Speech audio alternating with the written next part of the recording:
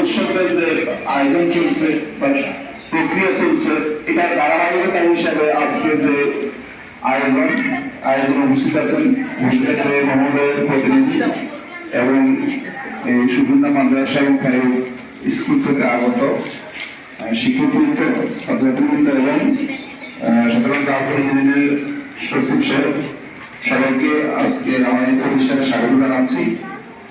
এবং আমাদের 2031 সালে আমরা নতুন আয়ের দেশের দেশগুলো বিক্রি করব, আর 2041 সালে উন্নত বিশ্বের মধ্যে আমরা বোঝার চেষ্টা করব। আর 2041 সালে আমাদের দেশকে যারা নেতৃত্ব দিবে তারা হচ্ছে তোমরা।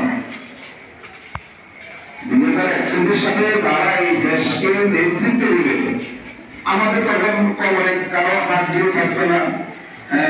কেউ এখন আমরা এখানে যারা আছি, আমাদের কোনো অস্তিত্ব না থাকাই এখন যৌক্তিক।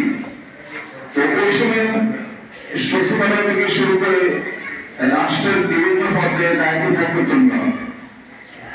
এই জন্য তোমরা আরো জানো যে 5ই আগস্ট যে বিপ্লব হয়েছে স্বৈরাচারের বিরুদ্ধে, এই আন্দোলনে দেশের যখন সমস্ত যন্ত্র বিকল হয়ে গেছে, ছাত্ররা এই নেতৃত্ব দিয়ে স্বৈরাচারকে মুক্ত করছে দেশ থেকে। তো আমি 5ই আগস্ট পর্যন্ত যে সমস্ত ছাত্রছাত্রী দেশকে পুনরায় স্বাধীন করার জন্য আত্মাহুতি দিয়েছে, রক্ত দিয়েছে, তাদের আত্মার মাথায় কামনা করছি। 1931 সালে যারা শহীদ হয়েছেন, আমাদের জন্য একটা মানচিত্র এবং একটা প্রচন্ড দিয়েছেন, তাদের রক্ত বিনিময়ে তাদের জন্য আত্মার মাথায় কামনা করছি। তো আজকে যে তারুণ্য উৎসব, তোমাদের ভাবনায় আগামী বাংলাদেশ, তোমাদের 2061 সালে তোমার নেতৃত্ব পেয়েছে, তোমরা কিভাবে দেশকে ভেবে সাজাতে চাও। আমরা যদি আমাদের প্রতিষ্ঠানকে ভেবে সাজাই, তাহলে আমাদের প্রতিষ্ঠান দেশের একটা অংশ। তাহলে দেশটাকে সাজানো হবে। তোমাদের গড়কে যদি সাজাও, তাহলে গড় দেশের একটা অংশ সাজানো হবে। সমাজকে সাজাও, সমাজ দেশের একটা অংশ সাজানো হবে। এই জন্য আমরা আমাদের প্রতিটা ভূখণ্ডকে আমরা সোনার বাংলায় রূপান্তরিত করব। আর এই জন্য দেশপ্রেমে উদ্বুদ্ধ হতে হবে। দেশপ্রেমটা কি? দেশপ্রেমটা কি?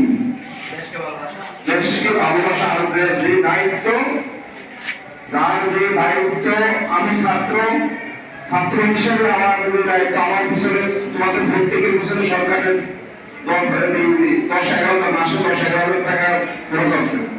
প্রাইমারি স্কুলের শিক্ষকদের প্রতি আছে, ইউনিভার্সিটির আরো বেশি আছে। তোমাদের দেশ তোমাদেরকে যা দিচ্ছে, এটা তোমরা মানুষের মতো মানুষের দেশকে তার দ্বিগুণ ভাবে ফিরে দেওয়া, দেশের প্রতি মমত্ব থাকা, আন্তরিক থাকা, এটা হচ্ছে দেশপ্রেম। সততার সাথে, নিষ্ঠার সাথে দায়িত্ব পালন করা এবং মানুষের মতো মানুষ হওয়া। আমরা এই যে ইয়েতে তোমার SDG 60 নম্বর